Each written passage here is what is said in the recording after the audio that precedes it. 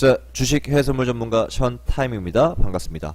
자, 오늘도 시장 포커스 나우 통해서 전날에 있었던 시장 그림에 대한 분석과 그리고 오늘 있을 시장 그림에 대한 예측 잡아볼 수 있도록 하겠습니다. 자, 먼저 시작하기 전에 앞서서 오늘 공개될 경제지표 일정 같이 잡아보고 넘어가 보도록 하죠. 오늘은 2017년 11월 29일 현재 시간 오후 4시 30분 가리키고 있습니다. 자, 오늘 11월 29일 쭉 한번 보도록 하겠습니다. 자, 제일 먼저 발표되는 중요한 지표는요, 미국의 10시 반에 발표되는 미국의 GDP, 그리고 GDP 물가 지수입니다. 상당히 GDP라는 거 국내 총생산을 의미하는데, 한 나라의 재화 용역의 사이즈, 경제 규모를 측정하는 경제 지표이다 보니까 상당히 영향력을 갖는 영향력은 어마어마하고요. 달러가 지금 한 차례 어저께 상승했던 것을 따져봤을 때 GDP가 갖는 영향력은 어마어마하다라고 보시면 될 것 같습니다. 자, 다음 12시에 보리주택 판매 지표가 발표가 됩니다. 주택 관련 지표는 미국의 경제가 어느 정도까지 회복되었는지, 얼마만큼 경제 불황에서 벗어났는지를 파악할 수 있는 지표이기 때문에 상당히 중요하게 달러에 영향을 미친다. 그만큼 해외 선물 변화도 있겠죠. 자, 동시간대에 연준 의장인 옐런 의장의 증언이 있습니다. 자, 상당히 중요한데요. 내년 12월, 그러니까 이번 연도 12월달, 그러니까 다음 달 12월달에 금리 인상이 진행될 것으로 예상되는 가운데 FOMC 성명 이전의 마지막 연설입니다. 그런 만큼 오늘 옐런이 어떤 말을 하느냐에 따라서 12월달에 기준금리 인상이 있을 것이다, 없을 것이다 라는 부분들이 확실시 되어지는 그런 연설입니다. 상당히 크게 달러를 움직여줄 것이다 라고 생각하시면 될 것 같습니다. 또한 12시 반에 원유재고 지표 발표가 됩니다. 상당히 중요한 지표들이 많이 발표되죠. 그러니까 그것뿐만 아니라 오늘 베이지북도 발간되어 상당히 많은 지표들이 발표됩니다.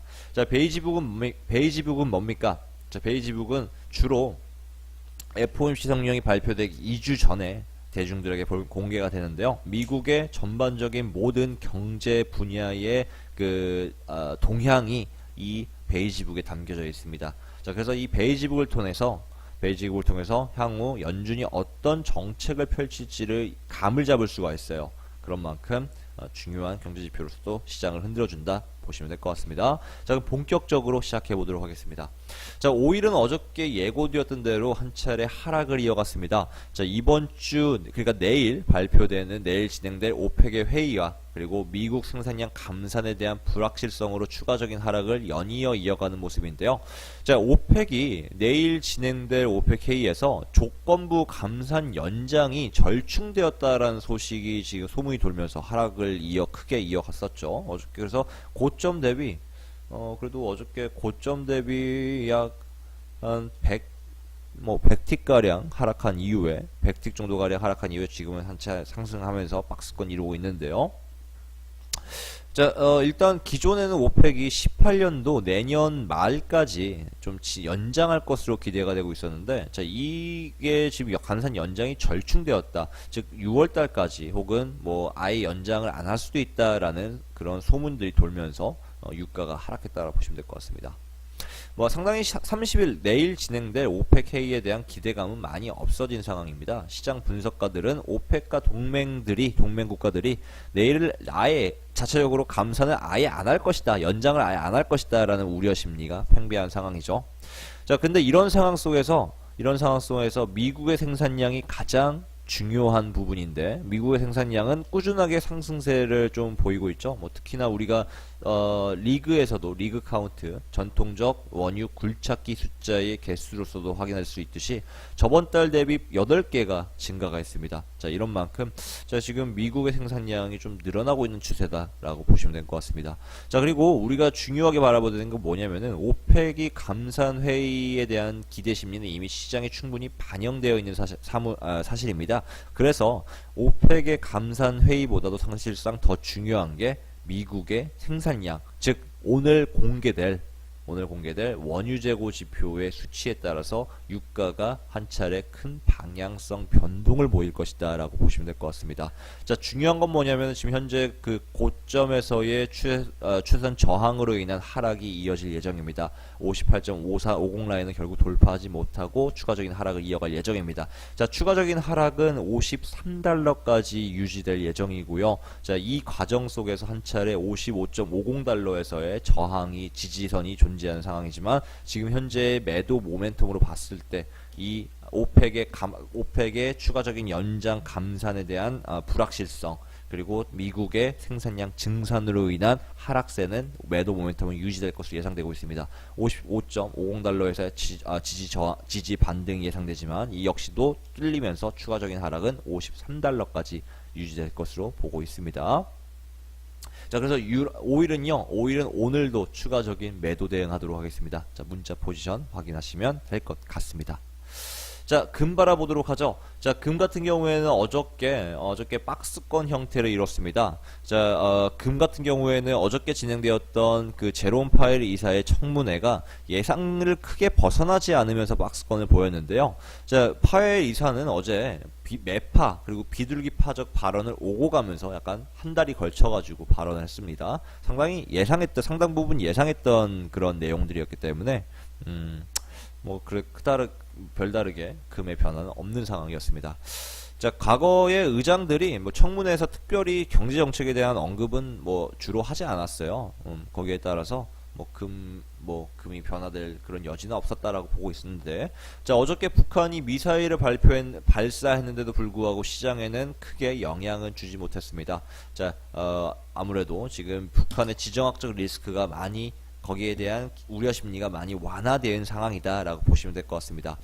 자, 금은요, 지금 현재의 그 최선 저항으로 인해서 이 최선 저항을 돌파하지 못하고 추가적인 하락은 1270 라인까지 최선 지지선까지 하락할 것으로 예상이 되고 있습니다. 자, 금은 고점 저항으로 인한 상승은 제한적이고 1310 라인 선에서의 저항으로 인해서 추가적인 하락은 1270 라인까지 유지된다.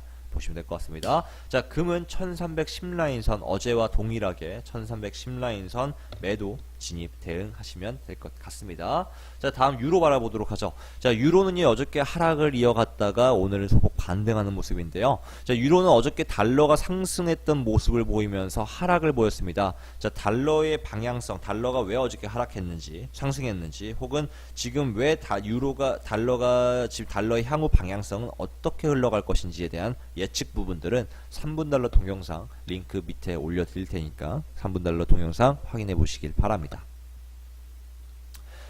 자, 유로는 특히나 고평가되어 있던 유로의 차익 실현 매도 매물대가 강하게 형성이 되면서 추가 하락을 이어갔는데 독일 정치의 불확실성은 상당 부분 완화되었지만 북한의 미사일 테스트 역시 유로 하락에 일조했다라고 보시면 될 것 같습니다. 자, 저번에도 말씀드렸던 부분인데 유로는요, 지금 현재의 저항은 돌파하지 못한 채 추가적인 하락은 길게 1.14 라인까지 유지될 것으로 보입니다. 왜? 유럽의 중앙은행이 마이너스 금리를 유지하려는 모습을 보이고 있기 때문에 유로 통화가 상대적으로 약세를 보일 수밖에 없다라고 보시면 될 것 같습니다. 자, 유로는 이미 저희 1.191 라인에서 매도 1.19750에서 매도 진입 중이죠. 이미 저희 1차 청산 완료한 이후에 청산 홀딩 중인데요. 자, 어저께 저희 또 매도 진입했었어요. 지금도 사실상 한 100 몇 틱 갔다가 120틱 정도 수익 갔다 좀 올라오긴 했지만, 자, 다시 매도 진입하시고 싶으신 분들은요, 1.191 라인에서 매도 대응하시면 될 것 같습니다. 자, 추가적인 하락은 오늘 내일 안으로 1.177 라인까지 시로 라인까지 하락할 예정이고요. 장기적인 방향성은 1.14 라인까지 추가 하락한다라고 보시면 될 것 같습니다. 자, 다음 S&P 같은 경우 어저께 상승세 이어갔습니다. 자, 오랜만에 시원한 상승이 이어지면서 2627라인, 25라인까지 상승했죠. 자, 뉴욕 증시는 어저께 세제 개편안에 대한 통과 기대감으로 인한 상승세로 최고점을 기록했습니다. 자, 또한 어저께 제롬 파웰 이사가 청문회 연설 중에서 향후 금융 규제를 완화할 가능성이 있다라고 발표하면서 미국 증시의 상승세를 도운 상황입니다. 이 사람이 나오나? With virtual reality, virtually everything will change. How do you find real 자, 금융 규제를 완화한다라는 뜻은 금리 인상 시기를 늦출 수 있다라는 것을 의미하고 있는데요. 제가 어저께 강의해드렸던 기초 강의에서도 금리가 인하할 경우에 금리 시기가 인상 시기가 늦춰진다는 것은 뭘 의미한다? 바로 증시, 위험 자산의 상승세를 예고한다. 그래서 어저께 이어졌었던 이 증시 상승, S&P 상승은 이러한 금융 규제 완화에 대한 기대감 때문이었습니다. 자, 거기 더불어서 어저께 발표되었던 소비자 신뢰 지수가 17년 만에 최고점을 기록했던 것도 한 차례 S&P 상승에 일조했다 보시면 될 것 같아요.